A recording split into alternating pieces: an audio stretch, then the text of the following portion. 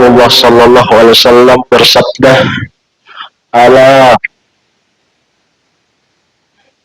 ketahuilah." Ala ini litanbih, untuk menarik perhatian. Kullukum ra'in, setiap kalian adalah pemimpin, penanggung jawab. Berarti semua yang hadir pada malam hari ini adalah penanggung jawab, pemimpin. Wa kullukum mas'ulun an ra'iyatihi, dan setiap kalian, kata Nabi sallallahu alaihi wasallam, akan ditanya tentang tanggung jawabnya. Ini Nabi sebutkan dalam bentuk umum. Kemudian setelah itu Nabi rinci, fal amir alladhi 'alan nas ra'in wa huwa mas'ulun an ra'iyatihi. Seorang amir, amir di sini maksudnya imam kaum muslimin, pemerintah, yang memegang urusan manusia adalah penanggung jawab, pemimpin. Dia akan ditanya tentang rakyatnya, tentang warganya, tentang kepemimpinannya. Jadi ini yang pertama Nabi rinci. Maknanya adalah fa'alaihi hifdhu ra'iyatihi fima ta'ayyana alaihi min hifdhi syara'ihi.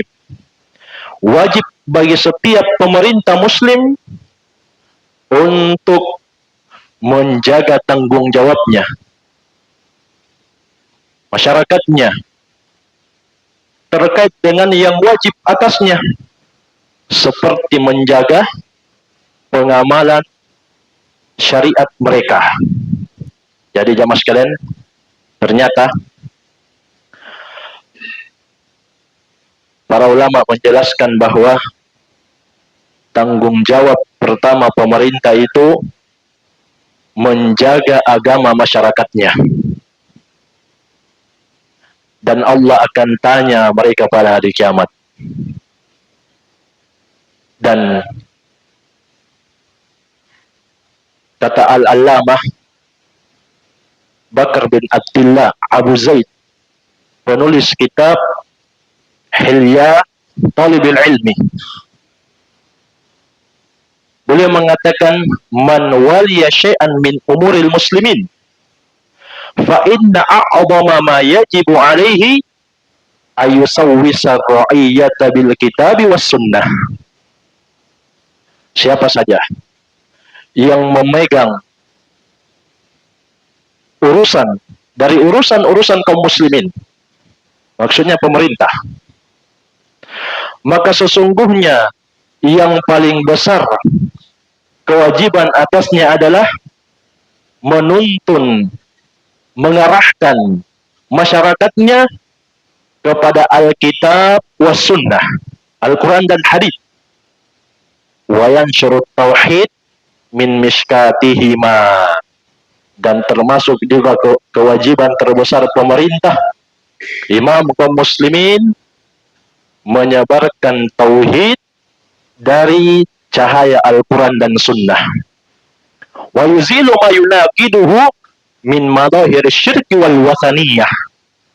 Termasuk juga kewajiban pemerintah kaum muslimin adalah menghilangkan semua yang bisa merusak tauhidnya, tauhid masyarakatnya, akidah masyarakatnya, akidah rakyatnya, berupa simbol-simbol kesyirikan dan penyembahan kepada berhala. Jadi jamaah sekalian, Allah akan tanya orang-orang yang memegang urusan kaum muslimin pada hari kiamat tentang tanggung jawabnya kepada rakyatnya. Dan yang paling wajib adalah menjaga agama masyarakat, membimbing mereka kepada tauhid, di bawah cahaya Al-Quran dan Sunnah, dan mencegah semua yang bisa membatalkan akidahnya berupa bentuk kesyirikan dan penyembahan kepada berhala. Ini juga disebutkan oleh Syekh Abdullah bin Muhammad Al-Ghaniman hafizahullah. Kata beliau, yajibu ala imamil muslimin, wajib bagi setiap atau wajib atas imamnya kaum muslimin, ba'tsud du'ati ila tauhidillahi ta'ala, mengutus dai-dai yang mengajak kepada tauhid kepada Allah, wa ta'limun nasi syara'i'al Islam, dan juga wajib bagi imam kaum muslimin mengajarkan manusia tentang agama Islam, wa amruhum bilittizamiha, dan memerintah mereka untuk mengamalkan ajaran Islam. Jadi jamaah sekalian, ternyata imam kaum muslimin kewajibannya adalah mengutus dai-dai, ustadz-ustadz, untuk mengajak kepada tauhid. Dan juga kewajiban imam kaum muslimin mengajarkan syariat Islam kepada masyarakatnya, kepada rakyatnya, dan mengharuskan mereka untuk menjalankan kewajiban agama Islam. Dan dalilnya diantaranya adalah pengutusan Mu'adz bin Jabal ke negeri Yaman langsung dari Nabi Sallallahu Alaihi Wasallam yang menjadi pemerintah saat itu. Dalam hadits Ibnu Abbas yang dikeluarkan oleh Imam Al-Bukhari, Imam Muslim, demikian pula At-Tirmidzi, Abu Daud, juga Imam Ahmad di dalam musnadnya, Ibnu Abbas mengatakan ketika Nabi mengutus Mu'adz bin Jabal ke negeri Yaman, maka Nabi berpesan kepada Mu'adz, innaka ta'ti qauman min ahlil kitab, sesungguhnya kamu akan mendatangi satu kaum dari ahlul kitab, Yahudi, Nasara, Yahudi dan Nasara. Jadi dari sini juga kita mendapatkan pelajaran jamaah sekalian, bahwa menyampaikan ilmu itu kita harus lihat dulu objeknya. Siapa yang kita mau datangi ini? Nabi ingatkan memang dia ahlul kitab, pernah diturunkan kepadanya kitab. Jadi mereka juga punya ilmu, tapi banyak syubhatnya. Siapkan dirimu untuk menghadapi mereka. Jadi bukan tiba-tiba hijrah, setelah beberapa hari hijrah keluar. Ada yang 3 hari, ada yang sampai 6 bulan. Padahal kalau kita lihat Nabi SAW mengutus Mu'adz. Mu'adz itu ulamanya sahabat. Diingatkan memang. Jadi perhatikan objeknya dulu. Siapa yang mau didatangi? Maka Nabi katakan, falyakun awwala ma tad'uhum ilaihi syahadatu an la ilaha illallah. Hendaklah yang pertama kali kamu sampaikan kepada mereka adalah syahadat la ilaha illallah. Wa fi riwayatin, dalam satu riwayat, ila ayyuhidullah, supaya ahlul kitab itu mau mentauhidkan Allah Subhanahu wa taala. Al-Allamah Samahatul Mufti Shalih bin Fauzan hafizahullah dalam Al-Mulakhas fi Syarh Kitab Tauhid, beliau mengatakan di antara faidah yang bisa kita petik dari pengutusan Mu'adz bin Jabal ini, kata beliau, masyru'iyatu irsalid du'ati ilallah, disyariatkan untuk mengutus dai-dai, ustadz-ustadz yang bisa mengajak kepada Allah Subhanahu wa taala. Jadi jamaah sekalian, ini termasuk tugas pemimpin kaum muslimin, menyebarkan dai sampai ke pelosok-pelosok untuk mendakwakan tauhid. Jadi itu yang paling pokok.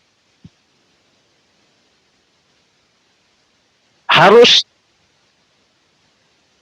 menyebarkan dai-dai yang bisa menyampaikan kewajiban mereka.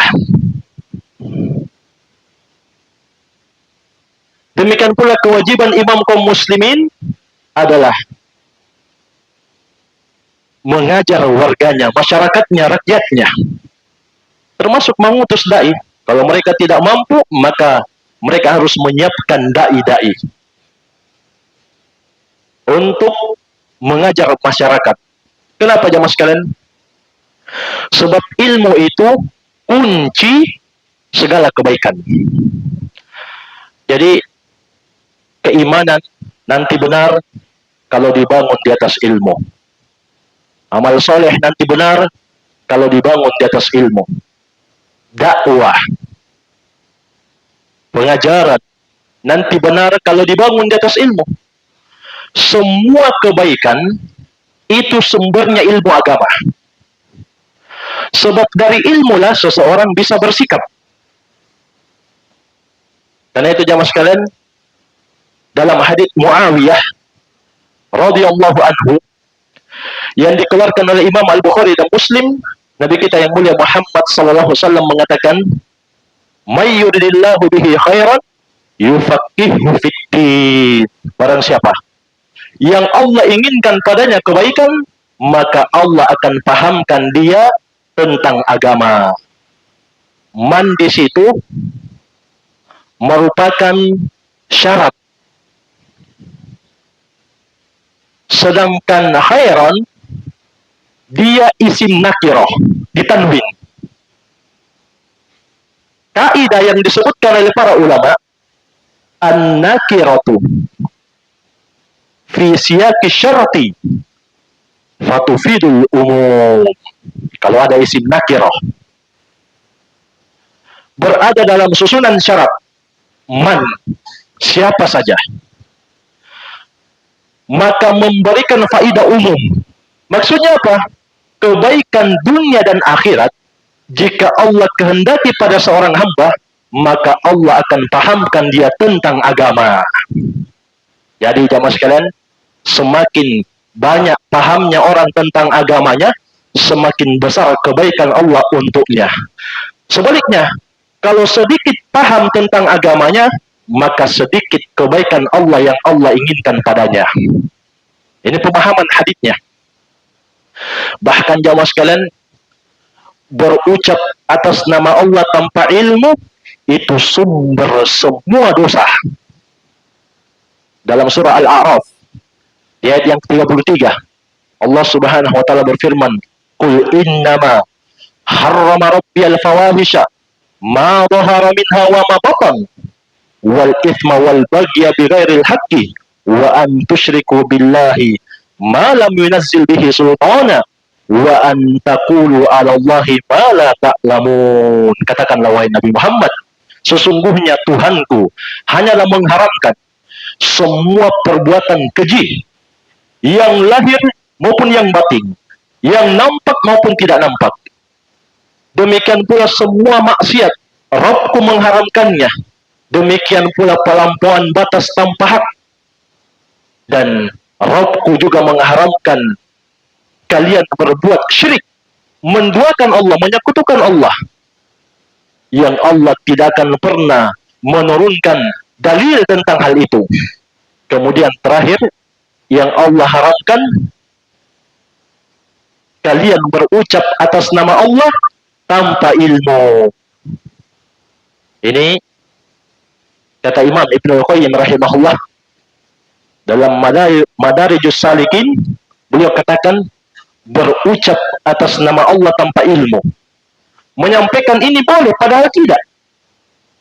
Menyampaikan ini dalilnya padahal tidak ada dalilnya. Menyampaikan Allah dan Rasulnya memerintah seperti ini padahal tidak. Kata Imam Ibnu Qayyim, wa huwa aslu syirki wal kufri. Berucap atas nama Allah tanpa ilmu, menyampaikan tanpa ilmu, itu pokok kesyirikan dan kekufuran. Jadi kenapa bisa ada syirik? Kenapa bisa ada perbuatan kufur? Karena berucap atas nama Allah tanpa ilmu. Kenapa datang minta hajatnya ke kuburan para wali. Apa alasan mereka? Mereka mengatakan itu bentuk penghormatan kepada orang-orang soleh. Berucap atas nama Allah tanpa ilmu. Sedangkan orang yang mengingatkan bahwa itu syirik, dikatakan orang yang tidak menghormati hak-hak orang-orang soleh. Atau paling tidak disebut Wahabi. Ini tuduhan yang tidak berdasar.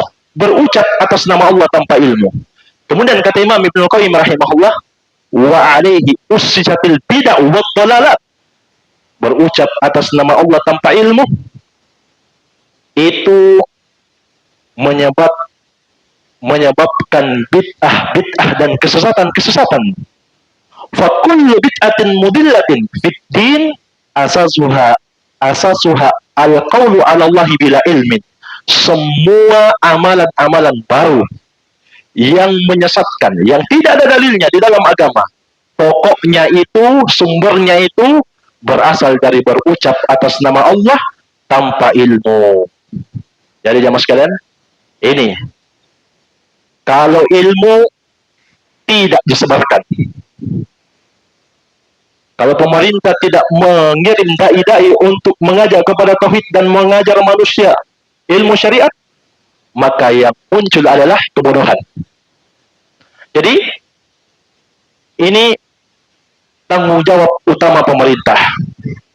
Kemudian berikutnya siapa lagi? Kata Nabi, warrajul ra'in ala ahli baitihi. Seorang laki-laki pemimpin atas keluarganya. Wa huwa mas'ulun an ra'iyatihi. Dia akan diminta atau ditanya tentang kepemimpinannya, seorang laki-laki. Jadi semua laki-laki ditanya tentang keluarganya. Bagaimana yang belum kawin, nikah? Ditanya atau tidak?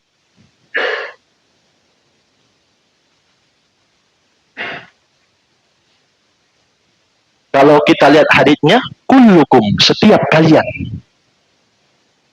Jadi kalau dia punya keluarga, istri, anak, dia akan ditanya tentang anak dan istrinya. Dan jemaah sekalian, yang ditanya itu tentang pendidikan agama yang pertama. Allah Subhanahu wa taala mengatakan, ya ayyuhalladzina amanu qu anfusakum wa ahlikum naron. Wahai orang-orang yang beriman, jagalah diri kalian dan keluarga kalian dari api neraka. Ali bin Abi Thalib radhiyallahu anhu mengatakan, menjaga diri dan keluarga dari api neraka itu maknanya adibuhum allimuhum. Ajarkan mereka adab, ajarkan mereka ilmu. Adab yang tertinggi yaitu adab kepada Allah. Kemudian diajarkan juga adab kepada Rasulullah. Diajarkan juga adab kepada manusia. Demikian pula ilmu yang paling tinggi, ilmu tentang Allah. Ini yang Allah perintahkan untuk setiap kepala rumah tangga. Kemudian jemaah sekalian, bagaimana kalau anaknya melakukan dosa? Bapaknya dapat atau tidak? Bapaknya tanggung atau tidak dosanya? Ayo. Ada bilang dapat, ada bilang tidak. Terjadi perbedaan pendapat. Yang mana yang kuat? Tergantung jawabannya. Jadi Al-Allamah Syekh Atiyah Muhammad Salim dalam syarah Bulughul Maram,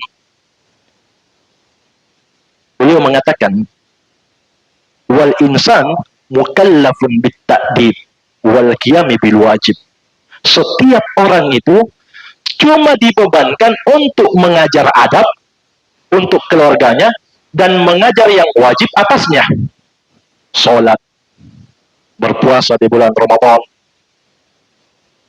berbakti kepada kedua orang tua, mentauhidkan Allah, itu kewajiban ayah, bapak.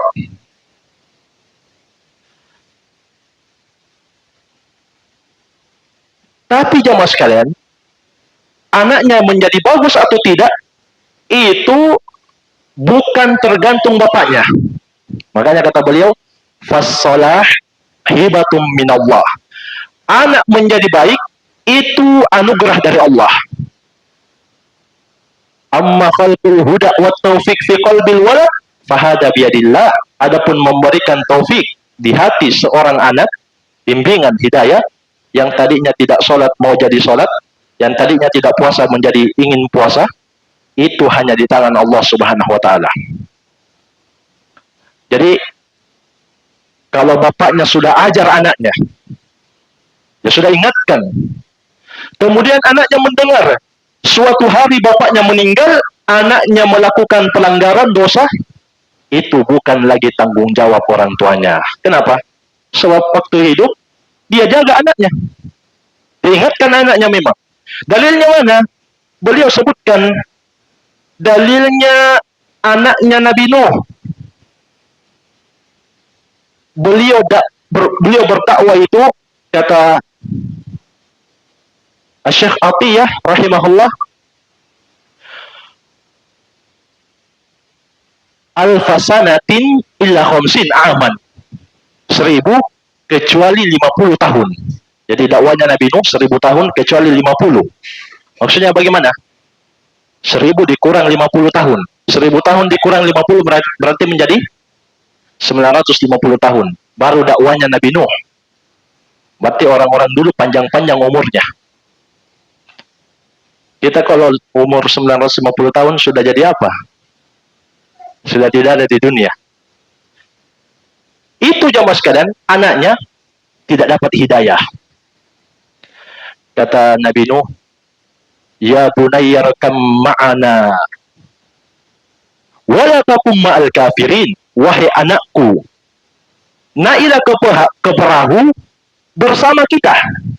Jadi ini sudah mau tenggelam ini. Allah sudah mau turunkan banjir. Nabi Nuh bilang, naiklah ke kapal wahai anakku, bersama kita, bersama kami orang-orang yang beriman. Jangan kamu jadi orang-orang yang kafir. Apa jawaban anaknya? Qala sa'awi ila jabalin. Dia mengatakan, saya akan pergi ke gunung. Jadi anaknya Nabi Nuh termasuk yang ditenggelamkan oleh Allah Subhanahu wa taala bersama orang-orang yang kafir. Padahal bapaknya Nabi. Apalagi cuma jauh keturunannya dari Nabi. Itu pun tidak jelas. Mentang-mentang mancung. Berikutnya, siapa lagi? Ibrahim, bapaknya. Berapa kali beliau katakan, ya abati, ya abati, ya abati, wahai bapakku tersayang, wahai bapakku tersayang, wahai bapakku tersayang. Apa jawaban bapaknya jamaah sekalian? La arjumannaka wahjurni maliya. Kalau kamu tidak berhenti larang-larang saya menyembah patung, saya akan bunuh kamu dengan cara dirajam. Bapaknya ini jamaah sekalian. Bapak mau bunuh anaknya.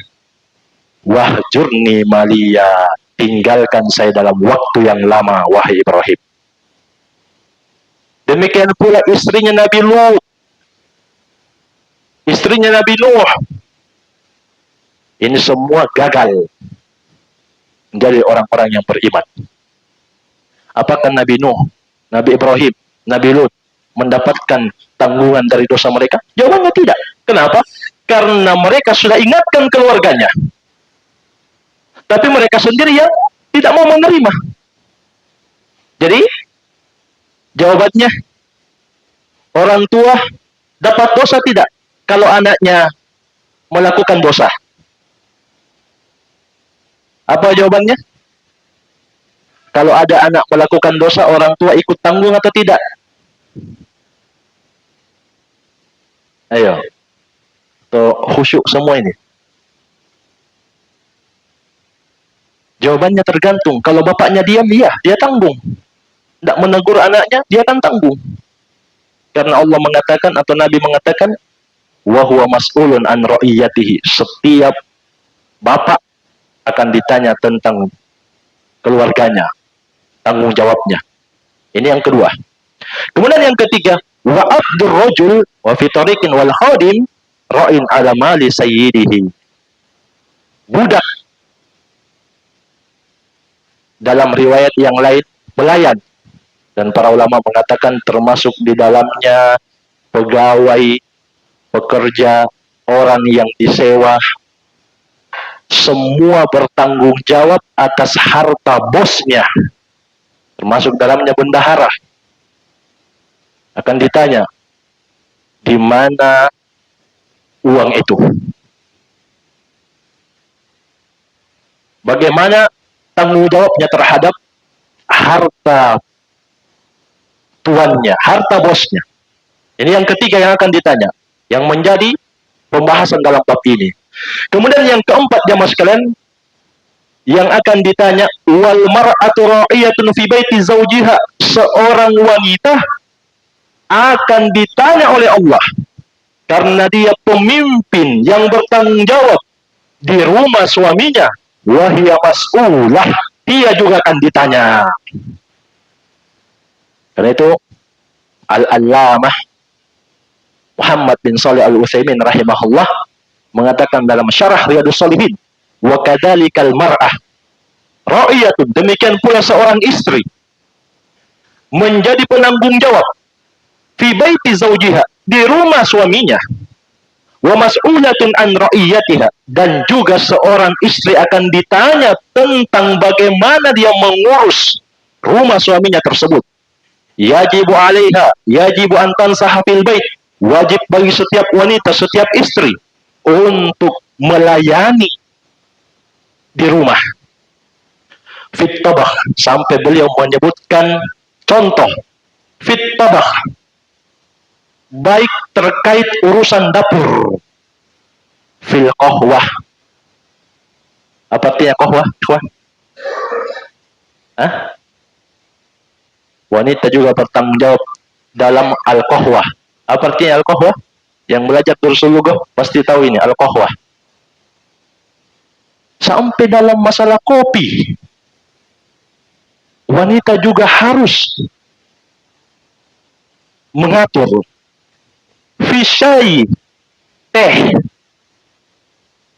fil farshi, semua perabot-perabot yang ada di rumah milik suaminya ditanya dia. Makanya jangan sembarang yang ada jangan sembarang dijual. Ditanya dia, seorang wanita, seorang istri, tentang bagaimana pelayanannya di rumah. Sampai bagaimana dia buat kopi, teh, urusan dapur, perabot, Allah akan tanya dia berdasarkan hadits Nabi. La tatbakh aktsara minal lazim. Jangan dia masak melebihi kebutuhan, sehingga kalau lebih dibuang. Wala tujahiz asyaya aktsara mimma yuhtaju ilaihi. Jangan dia buat teh, kopi lebih dari yang dibutuhkan. Itu berarti dia tidak bertanggung jawab tentang harta suaminya. Yajibu alaihi an takuna imra'atan muqtasidatan, wajib dia menjadi istri yang sederhana, lurus pertengahan. Fa innal iktisada nisful ma'isyah, karena pertengahan itu separuh penghidupan.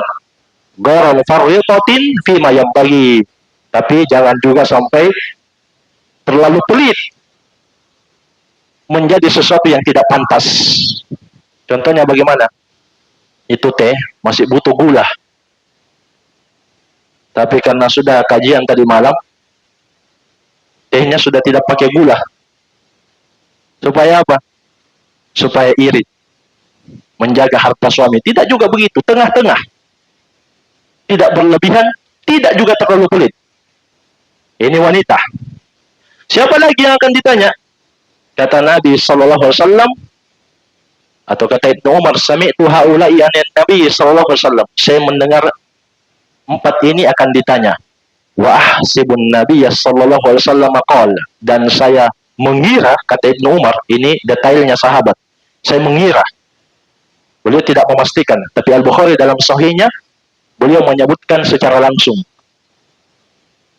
bahwa Nabi juga menyebutkan warrajul fi mali abi, seorang laki-laki bertanggung jawab juga pada harta bapaknya.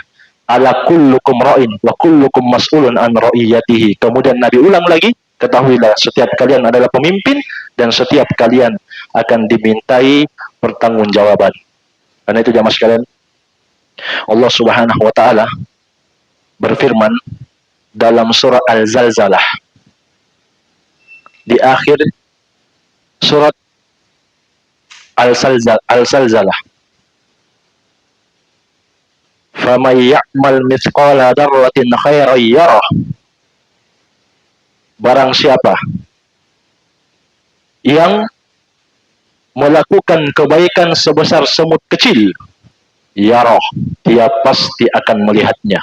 Wa may ya'mal mithqala dzarratin syarran yarah. Siapa dan barang siapa yang melakukan kejelekan, keburukan, tidak bisa bertanggung jawab pada setiap yang dia pegang, dia tidak amanah, baik dia pemerintah, ayah, istri, pegawai, anak laki-laki, dia berbuat keburukan walaupun sebesar semut kecil, kata Allah, yarah, dia juga akan melihatnya. Maksudnya apa? Kata Abdurrahman bin Nasir Rasyidi rahimahullah, wa hadhil ayat fiha ghayatut targhib fi fi'lil khairi walau qalilan. Ayat ini terdapat di dalamnya motivasi untuk melakukan kebaikan walaupun kecil, walaupun sedikit. Wat tarhib min fi'li syarri walau haqiran, dan peringatan dari perbuatan buruk, khianat, tidak amanah, walaupun perbuatan buruk itu rendah, dianggap enteng. Jadi jemaah sekalian, ini yang akan ditanya pada hari kiamat. Kalau dia berlaku baik, maka dia akan melihat kebaikan. Kalau dia berlaku keburukan walaupun sebesar semut kecil, maka dia akan mendapatkan keburukan tersebut. Wallahu a'lam bishawab. Mungkin saja yang bisa kita ambil. Selesai bab ini. Mungkin ada yang perlu dipertanyakan, saya persilahkan.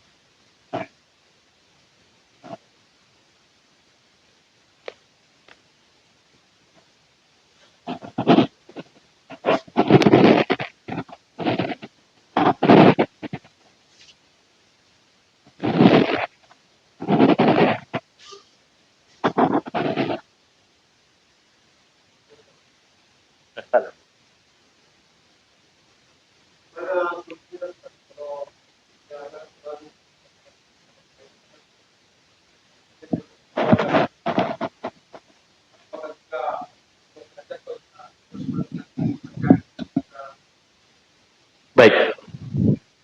Ya mas sekalian,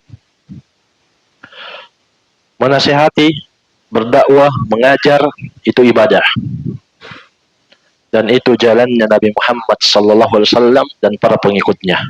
Allah Subhanahu wa taala berfirman dalam surah Yusuf di ayat yang ke-108, "Qul hadhihi sabili ad'u ila Allah ala basiratin ana wa man ittaba'ani wa subhanallahi wa ma ana minal musyrikin." Katakanlah wahai Nabi Muhammad, inilah jalanku. Saya mengajak kepada Allah, termasuk mengajak anak kita untuk sholat, mengajak kepada Allah di atas ilmu, ada dalilnya. Makanya kalau kita mau mengajak, biasanya itu lebih mudah diterima kalau kita keluarkan dalil, lebih ilmiah. Dan sebagian kadang berdebat kalau cuma pendapat.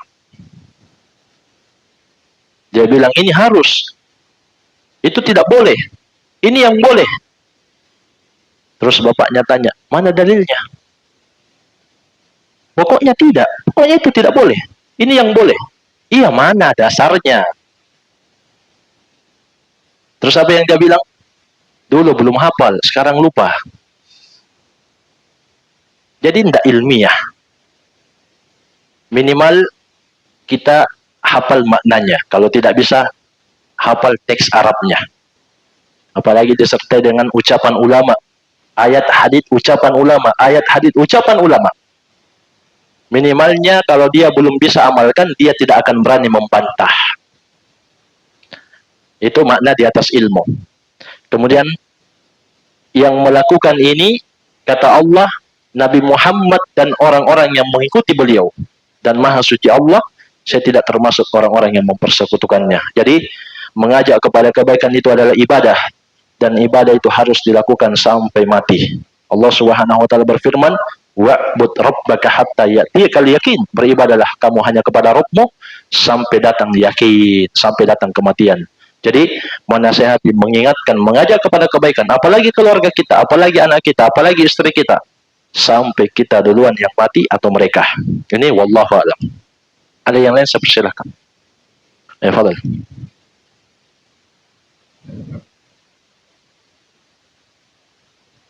Bagaimana?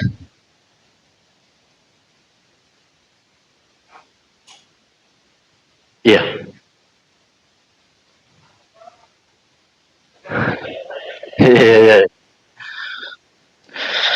Jadi bagaimana cara menasihati orang yang suka putar musik keras-keras begitu? Musik Korea lagi. Iya. Intinya musik. Jamaah sekalian, Nabi kita yang mulia Muhammad sallallahu alaihi wasallam pernah mengatakan, "Man kana yu'minu billahi wal yaumil akhir falyukrim jarahu." Barang siapa yang beriman kepada Allah dan hari kiamat, hendaklah dia menghormati tetangganya. Jadi termasuk kekurangan dalam keimanan, tidak sempurna imannya seseorang kalau dia tidak menghormati tetangganya. Termasuk putar musik keras-keras sampai tengah malam. Dan Allah mengingatkan, "Walladzina yu'duna al-mu'minina wal mu'minat bighairi maktasabu faqad ihtamalu buhtana wa ismam mubina." Orang-orang yang menyakiti laki-laki yang beriman dan perempuan yang beriman tanpa dosa yang mereka lakukan, maka sungguh dia telah memikul kedustaan yang besar, kedustaan yang nyata. Dia akan pikul nanti di hadapan Allah, kebohongan yang jelas. Kalau suka menyakiti laki-laki beriman dan wanita yang beriman, maka kita ingatkan bahwa itu tidak pantas. Apalagi orang mau istirahat, mau kerja. Kalau dia bilang apa toh engkau, maka kita ingatkan bahwa akal sehat pun menolak perbuatan seperti itu. Akal sehat ya mas kalian menolak perbuatan yang mengganggu orang. Itu akal sehat. Selama akalnya masih waras, pasti dia tahu itu adalah kejelekan, keburukan, mengganggu orang. Kenapa? Karena mereka juga tidak mau diganggu. Kalau mereka tidak mau diganggu, begitu pula orang lain. Maka kita ingatkan, setelah itu kita sabar. Kalau tidak ada perubahan, lapor ke Pak RT. Tidak bisa RT, RW. Tidak bisa RW, Pak Lurah. Sampai dia mau berhenti, sambil kita doakan dia. Semoga Allah berikan dia kesadaran. Ini wallahu a'lam. Masih ada waktu? Yang lain saya persilahkan. Padahal.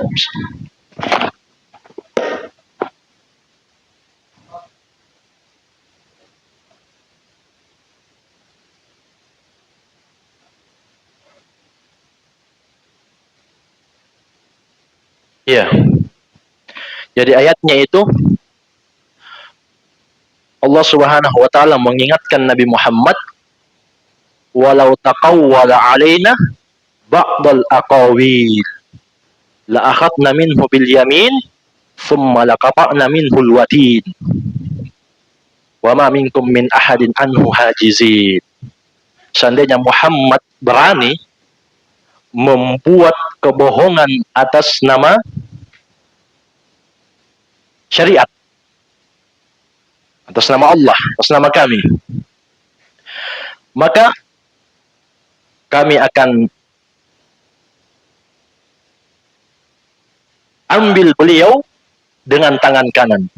Kemudian kami akan putuskan tali urat jantungnya, dan tidak satu pun di antara kalian yang mampu menghalanginya.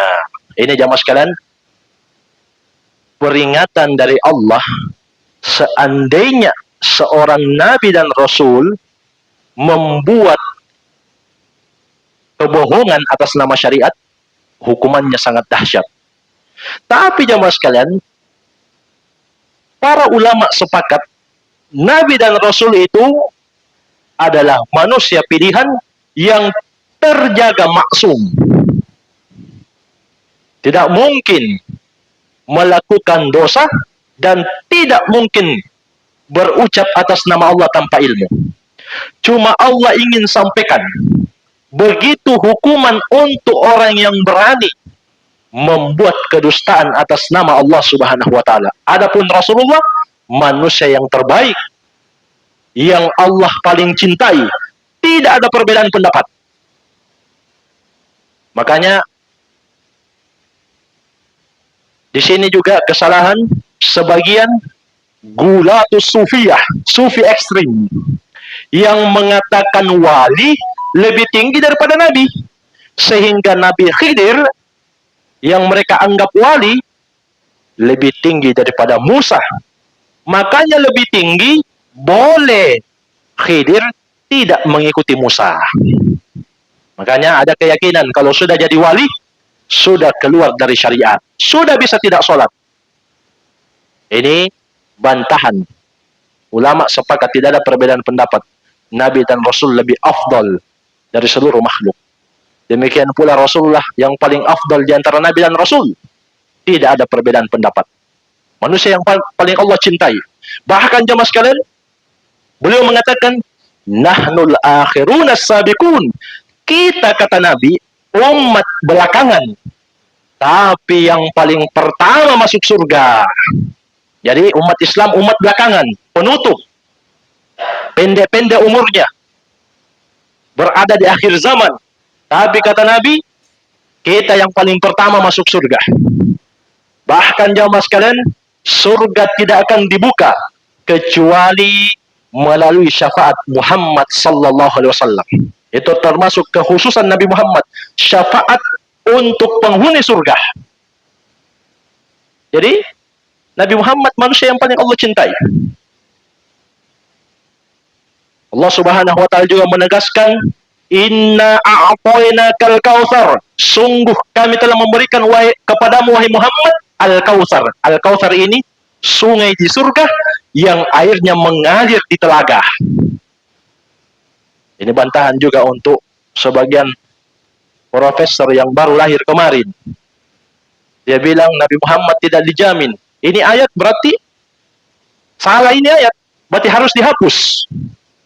Untuk siapa surga itu? Untuk apa sungai di surga itu? Untuk siapa? Kalau Nabi Muhammad belum dijamin. Bahkan Nabi Muhammad mengatakan, saya menunggu kalian di telaga. Jadi sebelum surga ada telaga.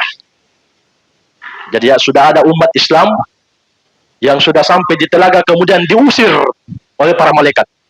Nabi katakan, ummati ummati, itu umatku umatku. Tapi apa dikatakan kepada Nabi? Ya Muhammad, ma arafta ma ahdatsu ba'dak, kamu tidak tahu apa yang mereka lakukan sepeninggalmu. Qad baddalu wa ghayyaru, sungguh dia sudah merubah, mengganti agamamu, buat amalan-amalan baru. Yang penting bagus perasaan. Ini diusir dari telaga, suka buat amalan-amalan baru. Jadi, ya mas kalian, Nabi Muhammad tidak mungkin melakukan kebohongan atas nama Allah. Ayat itu datang justru mengingatkan kita semua supaya kita hati-hati. Jangan berucap kecuali kita sudah tahu dalilnya. Katakan saja wallahu a'lam. Tidak usah malu. Imam Malik rahimahullah, Imam Darul Hijrah, ditanya puluhan pertanyaan, sekitar kurang lebih 3 saja yang beliau jawab. Selebihnya Allahu a'lam. Malik tidak tahu. Allahu a'lam. Malik tidak tahu. Sampai-sampai orang bilang, wahai imam, kamu itu imam, masa tidak tahu? Kata Imam Malik, kamu pulang di kampungmu, umumkan Imam Malik tidak tahu. Banyak pertanyaan, cuma tahu sekian. Ini Imam Malik rahimahullah, rahmatan wasi'ah, Imam Darul Hijrah, imamnya kota Madinah, guru dari Imam Syafi'i. Sampai para ulama mengatakan, idza dzukiral hadits fawalikun najm. Kalau hadits sudah disebut, Imam Malik adalah bintangnya. Tapi beliau tidak malu untuk mengucapkan Allahu a'lam. Apalagi kita, bukan siapa-siapa. Iya. Baik, jamaah sekalian, mungkin saya yang bisa kita ambil. Lebih dan kurangnya saya mohon maaf. Wabillahi taufik. Subhanakallah bihamdik. Asyhadu an la ilaha illa anta astaghfiruka wa atubu ilaik. Walhamdulillahirabbil alamin. Wassalamualaikum warahmatullahi wabarakatuh.